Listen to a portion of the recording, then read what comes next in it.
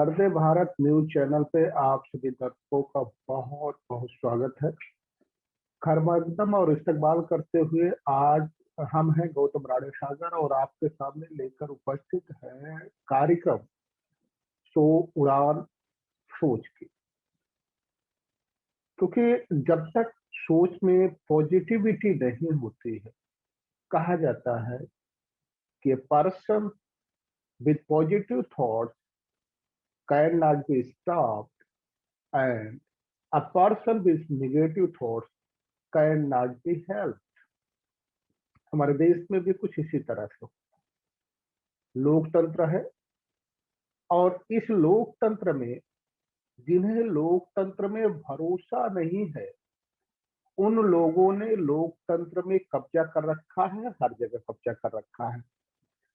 बार बार बार बार ये कहा जाता है कि उन्हें लोकतंत्र में भरोसा है, और जो लोग लोकतंत्र में अपने ऊपर हो रहे अन्याय, अत्याचार या सरकार द्वारा लिए गए निर्णयों पे अपने आप को सहमत नहीं कर पा रहे हैं, और असहमति की स्थिति में जब वो अपना विरोध दर्ज कराना चाहते हैं तो उन्हें क्या नाम दिया जाता है? आंदोलन जीवी, परजीवी।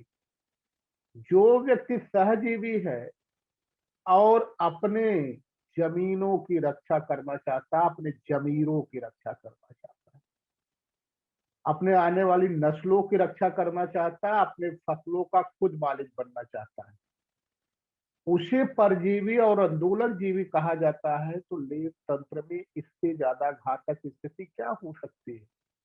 और कोई ऐसा व्यक्ति नहीं कह रहा है।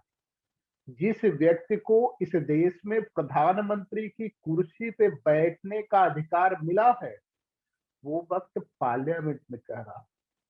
और आज भी ये कहा जा रहा है कि पार्लियामेंट में बयान दिया, प्रधानमंत्री जी ने पार्लियामेंट में बयान दिया। किसने कहा? जो उनके साथ खड़े हुए लोग। क्योंकि इस पार्लियामेंट को, इस देश को उन्होंने कोर्ट बना दिया है। कोर्ट को आर्गुमेंट के आधार पर आगे लेकर के बढ़ना चाहते हैं, आर्गुमेंट के आधार पे इस देश की व्यवस्था चलाना चाहते हैं। ये लोकतंत्र है, आर्गुमेंट नहीं चलता है, ये कोर्ट नहीं है, ये पार्लियामेंट है। लोगों के फंडामेंटल राइट्स सुरक्षित किए जाने चाहिए।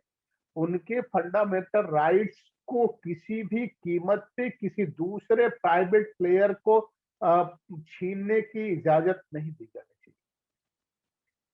कहा गया पार्लियामेंट में, ये कहा गया कि हम उनको कैसे बदनाम कर सकते हैं, जो प्राइवेट प्लेयर्स हैं, जो प्राइवेट कंपनियां हैं, जो कारपोरेट घराने हैं, हम उनको कैसे बदनाम कर सकते हैं। उनका इस देश के विकास में बहुत बड़ा हाथ।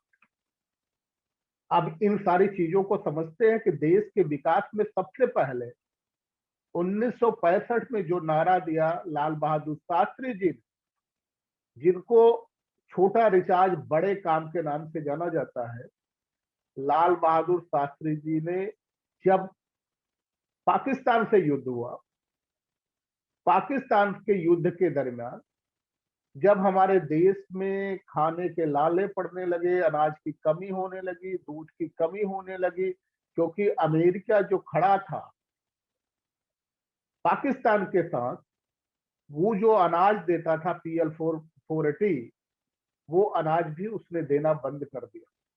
फिर लाल बहादुर शास्त्री जी ने 2 दिन तक अपने परिवार के साथ गैप करके, एक एक दिन का गैप करके, उन्होंने अपने परिवार को कहा, जरा भूखे रह करके देखो, क्या हम लोग ये भूख बर्दाश्त कर सकते हैं? और 2 दिन पूरे परिवार के साथ वो भूखे रहे, और भूखे रहने के बाद उन्होंने कहा, हाँ, हम ये भूख बर्दाश्त कर सकते हैं। और इस भूख को बर्दाश्त करने के लिए हमने इसका बकायदा प्रयोग कर लिया है अपने घर में। फिर उन्होंने पूरे देश के लोगों से आह्वान किया कि आप एक दिन भूखे रहिए, और उस एक दिन भूखे के साथ ही वही नहीं चुप हो गए, केवल त्याग की बात उन्होंने नहीं की, जैसा कि आजकल कुछ लोग कह रहे हैं। बड़ी दिक्कत इस बात की है कि man on destroying India, man on destroying India, अगर इसको शॉर्ट फॉर्म में लिखें तो ये होता है मोदी। और दुर्भाग्य तो यही है कि ये हमारा शॉर्ट फॉर्म भी किसी के टाइटल से मिलता जुलता है। वो अपने टाइटल के आधार पे ये न कह दें कि उन्हें ही कहा जा रहा है। हो सकता है उन्होंने ऐसा कोई काम किया हो, चोर की दाढ़ी में तिनका, अगर किया होगा तो निश्चित तौर पे ये बात उनको बुरी लग सकती है। लेकिन प्रश्न ये है, मैन ऑन डिस्ट्रॉइंग इंडिया हम क्यों कह रहे हैं? किस देश में कहा गया कि कारपोरेट घराने को इतना ज्यादा जलील करने की जरूरत नहीं है, उनको अपमानित करने की जरूरत नहीं है, उनको बदनाम करने की जरूरत नहीं है? क्यों? अब हम देख ले क्या कारपोरेट घराने ने वास्तव में इस देश की प्रगति में बढ़ चढ़ करके भाग लिया है? जब ये देश मुसीबतों से गुजरता रहा है, दुर्दिन से गुजरता रहा है, तब भाग लिया है। लाल बहादुर शास्त्री जी ने दो नारा बुलंद किया, ग्रीन रिवोल्यूशन, हरित क्रांति और श्वेत क्रांति। और हरित क्रांति की जिम्मेदारी उठाई यहाँ के किसानों ने। आज जो दिल्ली के बॉर्डर के किनारे, तीन किनारों पे बैठे हुए हैं और ये मांग कर रहे हैं कि जो तीन काले कानून कृषि के संबंधित बनाए गए हैं, उन कृषि के संबंधित बनाए गए तीनों काले कानूनों को रद्द करना है। उस समय उनको, उन लोगों ने हरित क्रांति को पूरी तरह से चरितार्थ किया। और चरितार्थ करने का आलम तो ये है कि जब उन्होंने कहा जिन्हें ये दिया जाना चाहिए था, ये कानून बनाया जाना चाहिए था, स्टैट्यूटरी मिनिमम प्राइस, वैधानिक न्यूनतम मूल्य, और आज वो तब्दील होकर के एमएसपी हो गया है, मिनिमम सपोर्ट प्राइस। उसकी वो मांग कर रहे हैं कि जो मिनिमम सपोर्ट प्राइस है वो हमें मिले। सरकार कहती है कि हम जो खरीदी करेंगे वो तो आपको हम सपोर्ट प्राइस दे रहे हैं, लेकिन जो प्राइवेट प्लेयर हैं उनको हम कानूनी जामा नहीं पहना सकते कि वो भी आपके मिनिमम सपोर्ट प्राइस पे ही आपके अनाज को खरीदे। 23 अनाज हैं जो एमएसपी के दायरे में लाया गया है, लेकिन इसके विपरीत केवल दो ही फसल ऐसी है, गेहूं और चावल की, जिसपे मिनिमम सपोर्ट प्राइस पर 6% की खरीदारी सरकार करती है। और सरकार जो करती है, जो एपीएमसी है, एग्रीकल्चर प्रोडक्ट मार्केटिंग कमेटियां हैं, उनके जरिए खरीदती है। जो वहाँ एपीएमसी के गोदाम, वो एक एपीएमसी बने हैं, उसके जरिए जरिए खरीदी करती है। और आज भी सरकार उसको खत्म करना चाहती है। सरकार ये कहती है, ये एक तर्क लेकर के आती है, वकीलों जैसे, एक धूर्त और चालाक वकील जैसे, जो ये जानता हो कि उसका जो क्लाइंट है वास्तव में वह गुनाहगार है, लेकिन अपने गुनाहगार क्लाइंट को भी बचाने की फितरत में लगा रहता है।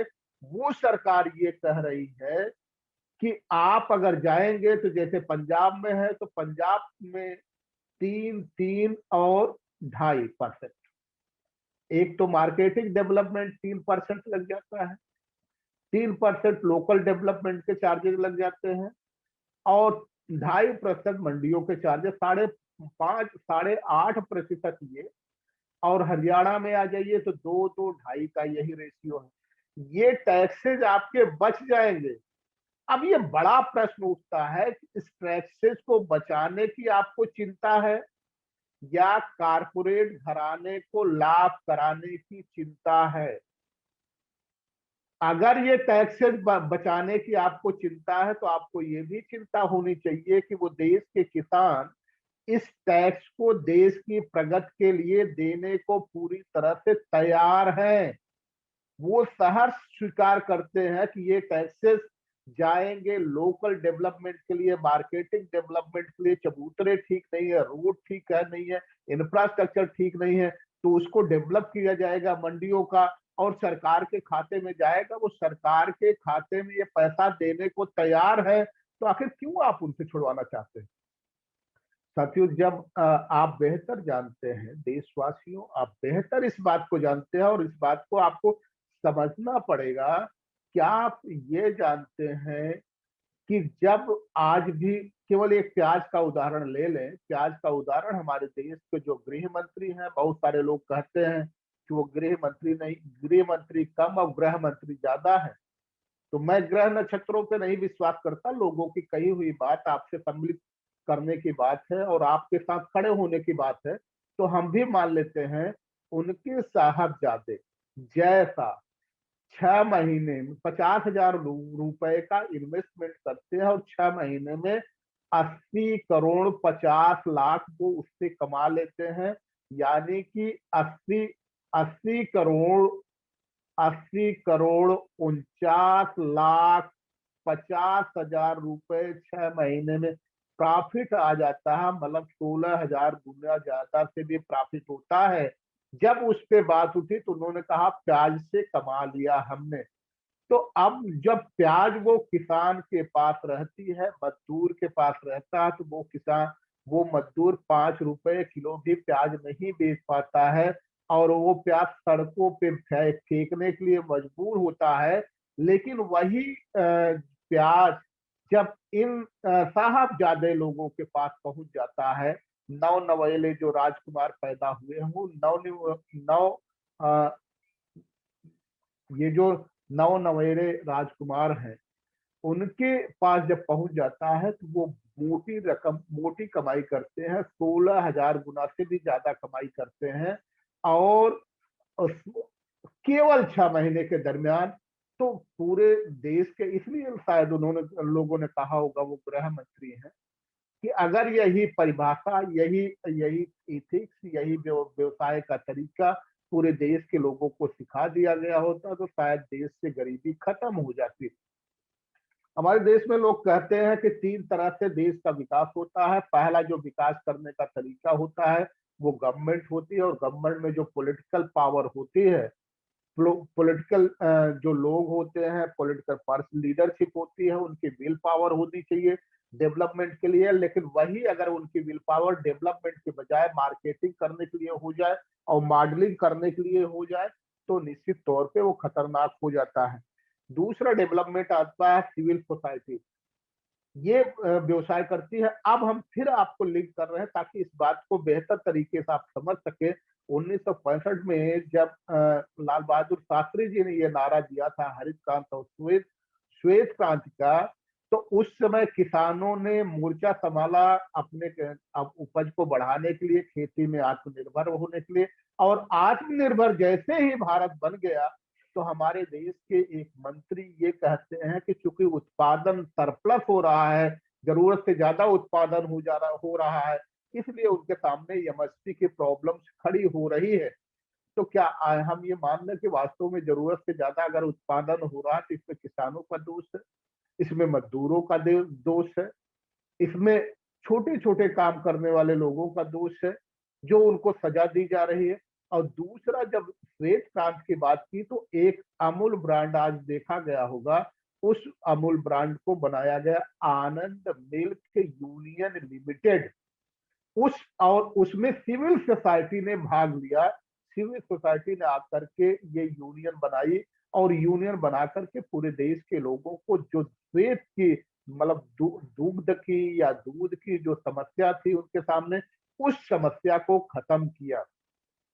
अब जरा कारपोरेट घरानों को देख ले। कारपोरेट घरानों का अगर देखा जाए तो जो कारपोरेट घराने इससे पहले 2011 में जब एक केजी बेसिन D6 का प्रकरण था, जो अलॉटमेंट हुआ था अनिल मुकेश अंबानी जी को, रिलायंस ग्रुप को, वो अपने गैस का वहां से उत्पादन नहीं कर रहे थे क्योंकि वो चाहते थे कि जब तक इसमें लाभ नहीं होगा तो वो उत्पादन नहीं होगा। और इसीलिए करीब 11,000 करोड़ रुपए की पेनल्टी भी लगाई गई थी। मेरे ख्याल से इसमें 17,000 करोड़ के आसपास पेनाल्टी हो गई है। आज भी ये जो वर्तमान सरकार है, जो सरकार जिसको ये कहा जाए कि जो मुखिया है मैन आर डिस्ट्रॉइंग इंडिया, देश को बर्बाद करने के लिए आगे बढ़ रहे हैं। इस सरकार को सबसे ज्यादा डर अगर किसी से लगता है तो वो डर लगता है जो पढ़े लिखे लोग हैं, शिक्षित लोग हैं, शिक्षण की जो संस्थाएं हैं, जो यूनिवर्सिटीज है जहाँ बेहतर एजुकेशन मिल सकता है, और खासतौर से जो एजुकेशन पाने के लिए गरीब घर के लोग वहां जा सकते हैं, वहाँ फीस उनकी कम मिलती है, हॉस्टल सस्ते में मिल जाते हैं, और वहां से जो एजुकेशन उनको मिलती है पढ़ लिख करके जब वो आगे बढ़ते हैं तो वो एडमिनिस्ट्रेशन में भी जाते हैं। और कल परसों तो ये भी कमाल कर दिया गया कि एडमिनिस्ट्रेशन को भी ये कहा गया कि क्या ऐसे जो आईएएस हैं जो फर्टिलाइजर में काम करते हैं, केमिकल में काम करते हैं, वो हवाई जहाज से भी चलेंगे क्या? मतलब इस तरह का तर्क प्रस्तुत करने के बाद ये काम कंपनियों को, प्राइवेट कंपनियों को क्यों न दे दिया जाए? और यही वजह है कि जब हमने ये कहा कि सबसे पहले शिक्षण संस्थानों को खत्म किया गया, फिर उनके जॉब्स को खत्म किए गए, अब इसके बाद जो मजदूर जॉब करते थे कोरोना के नाम पे या कोरोना के डर डर दिखा करके, अगर मिसमैनेजमेंट नहीं होता तो शायद कोरोना किसी का कोई नुकसान नहीं कर सकता था। मिसमैनेजमेंट के नाम पे जो व्यक्ति इतना भी जिम्मेदार न हो कि उसे ये भी नहीं समझ में आया कि मैं रंगमंचों पे, जो गांव में रंगमंच चलते थे, रंगमंचों पे जो एक मस्खरा आता था, और मस्खरा जो बातें बोलता था लोग मजे लेने के लिए उसकी बात को करते थे, कभी सीरियसली नहीं लेते थे।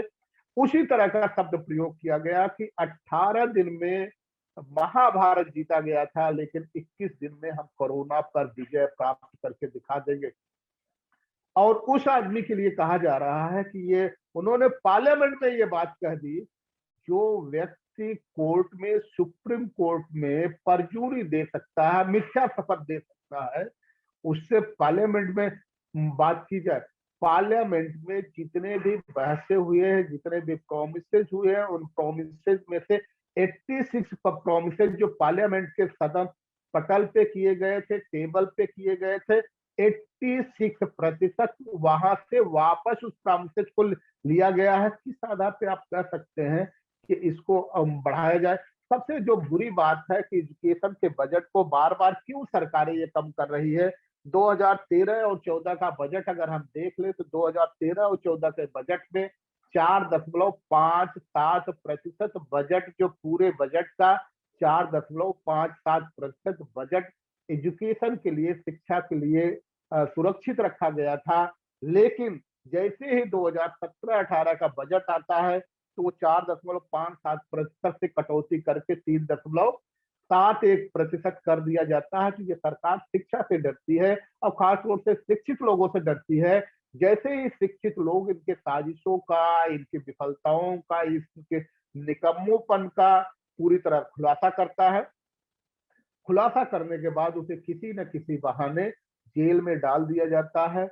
और अब ये तो पूरे देश को एक बार जरूर इस बात पे गंभीरता से चर्चा करनी चाहिए कि जो कहा जाता है ये माओवादी लोग हैं, ये खालिस्तानी लोग हैं, ये ये नक्सलवादी लोग हैं, और यहाँ आतंकवाद है। अगर इस बात पे जरा गंभीरता से देखा जाए तो कहीं ऐसा तो नहीं कि सरकार अपने साजिशों को इस देश को बेचने के नाम पे, इस देश को गिरवी रखने के नाम पर केवल शासन अपने पास रखना चाहती है, बाकी देश की सारी संपत्तियां गद्दार उद्योगपतियों को सौंप देना चाहती है। कहीं उस सब के नाम पे ये सरकार स्टेट टेररिज्म तो नहीं चला रही है, सरकारी आतंकवाद तो नहीं चला रही है। जो लोग इनके मार्ग में रोड़ा बनते हैं, इनकी साजिशों का खुलासा करते हैं, उस साजिशों का खुलासा करने वालों को किसी तरह से अगर पीछे डाल दिया जाए तो डाल दिया जाए ताकि जुबान बंद हो जाए, लोग जागरूक न कर पाए। वैसे भी शिक्षा के तौर पे हमारा भारत अभी भी बहुत पिछड़ा हुआ है। उनको, उनका स्वास्थ्य के स्तर पे कितना कुछ पिछड़ा हुआ है। जिस गवर्नमेंट की जिम्मेदारी शिक्षा, स्वास्थ्य, रोजगार की है, वो गवर्नमेंट शिक्षा, स्वास्थ्य, रोजगार के ध्यान देने की बजाय शिक्षा, स्वास्थ्य, रोजगार और एग्रीकल्चर, कृषि को भी इस समय प्राइवेट प्लेयर को देने जा रही है। और वो प्राइवेट प्लेयर को देने जा रही है जिसके ऊपर जो लोन है एक तरफ से वेवर में डाले जाते हैं, यानी कि बट्टे खाते में डाले जाते हैं, और दूसरी तरफ उन कंपनियों का अगर कंपनियों के जो रिकॉर्ड उठा करके देख लीजिए, और रिकॉर्ड जो आईटीआर उनका फाइल करते हैं वो रिकॉर्ड उठा करके देख लीजिए, तो वो कंपनियां दावा करती हैं, और खासतौर से कोरोना काल में उनके जो इनकम रहे हैं वो इनकम 16-16%, 100-100%, 16-16 गुना ज्यादा बढ़ गए, 17-17 गुना ज्यादा बढ़ गए। बावजूद वो जो बैंक से भारतीय जो संपत्ति है, इस देश के लोगों की संपत्ति है, गरीबों की संपत्ति है, मजदूरों की संपत्ति है, दलितों की संपत्ति है, पिछड़ों की संपत्ति है, इस देश से प्रेम करने वाले लोगों की संपत्ति है, उस संपत्ति को उस संपत्ति को सहेजने का जो काम था, उस संपत्ति को जो बचाने के लिए तो लोग काम कर रहे थे, उन्होंने जो फिर टैक्स जमा किया, अपना हाड़ और मांस, कहते हैं कि हड्डी गला करके, खून जला करके जो देश को टैक्स दिया है, उस टैक्स देने वाले लोगों से उनके जो लोन है वो बट्टे खाते में डाले जाते हैं। लेकिन गरीबों के ऊपर पराली जलाने के नाम पे जो धान की खेती करते हैं, उस धान की खेती में जो उसका ठूंठ होता है, उस ठूंठ को जलाने के नाम पे उनके ऊपर टैक्स लगाए जाते हैं, और वास्तव में जो इन्वायरमेंट के साथ खिलवाड़ करते हैं। जैसे उदाहरण ले लीजिए, श्री श्री रविशंकर प्रसाद जी, जब उन्होंने यमुना के किनारे अपना एक आयोजन किया, तो यंग नेशनल ग्रीन ट्रिब्यूनल ने बकायदा उनके ऊपर 5 करोड़ का जुर्माना लगाया था कि आपने इन्वायरमेंट खराब किया है, आपने पोल्यूशन फैलाया है। लेकिन वही बात हुई, सैया भय कोतवाल अब डर काहे का, और वो जुर्माना न आज तक वसूला जा सका है, न संभवतः भविष्य में वसूला जाएगा। बकायदा उसको कोर्ट में जाएंगे तो कोर्ट भी उसको स्टे दे देगा, उसको वसूला नहीं जाएगा। तो ये जो गेम चल रहा है, इस गेम को समझने की जरूरत है। इसीलिए हमारे जो कार्यक्रम का नाम है, उस कार्यक्रम का नाम ही है उड़ान सोच की। पॉजिटिव थॉट्स के सामने बढ़िए। जब आपने ये तय कर लिया है, आपको अगर लगता है कि ये जो सरकार है वो आपकी मदद कर सकती है, आपको शिक्षा दे सकती है, मुफ्त का शिक्षा दे सकती है, कंपल्सरी शिक्षा दे सकती है, ये सरकार आपके लिए जॉब दे सकती है, जॉब क्रिएशन कर सकती है, जिस जॉब पे पूरी तरह से UPSC union public service commission की जिम्मेदारी बनती थी कि वहां से लोग जो टैलेंटेड लोग हैं, वो टैलेंटेड लोग इंडियन लेवल पे, भारतीय स्तर पे, देश स्तर पे इंडियन एडमिनिस्ट्रेटिव सर्विसेज में जाएंगे, उनका चयन होगा।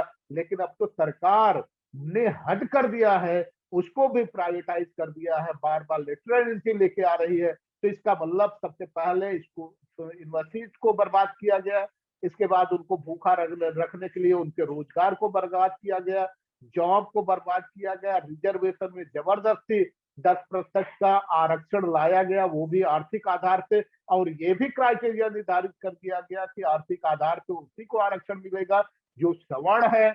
और इससे पहले अगर दूसरे जो लोग हैं वो उनको आर्थिक आधार पे कंसीडर नहीं किया जाएगा, चाहे उनके पास भुखमरी के कगार पे ही उनका पूरा परिवार का हो, लेकिन उनको आर्थिक आधार पे कंसीडर नहीं किया जाएगा। ये हम जानना चाहते हैं, संविधान का कौन सा अनुच्छेद है जो इतने बाइफर्केशन करने की कोशिश करती है, इतना प्रोजुडिस करने की कोशिश करती है। और इसलिए इस बात को समझिए, सोच आपकी है कि ये सरकार, लोकतंत्र इस देश में है, ये सरकार आपके हित में नहीं आ सकती। इस सरकार ने उद्योगपतियों से शायद मोटी रकम लेकर के, जैसा कि इलेक्टोरल बॉन्ड इस बात को जस्टिफाई भी करता है कि इलेक्टोरल बॉन्ड के जरिए इनसे पैसे लेकर के पूरी तरह से इस सरकार ने उन्हीं के पक्ष में खड़े होने की बात है, शिक्षा महंगा करने की कोशिश की जा रही है।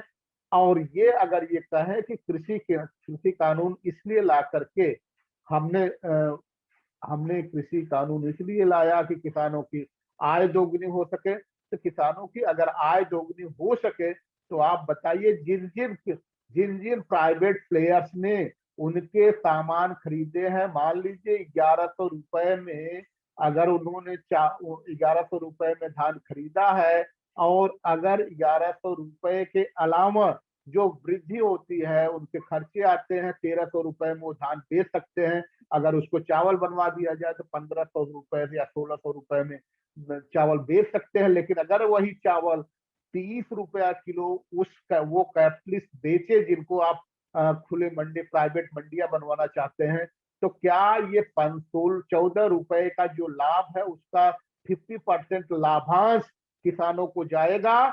यदि हाँ, तो निश्चित तौर पे पूरा देश, हम भी मानते हैं, किसान खड़ा हो जाएगा ये आपके समर्थन के लिए। लेकिन एक कानून तो बनाइए कि जो उसके ऊपर का जो लाभ होगा, उस लाभ का 50% किसानों को जाएगा। और दूसरा ये तय करिए हुजूर, जिनके पास से यहाँ कम से कम 45% लोग ऐसे हैं जो भूमिहीन है, जो सुबह से शाम तक चौराहे पे सुबह इसलिए खड़े रहते हैं कि उनको मजदूरी मिल जाए।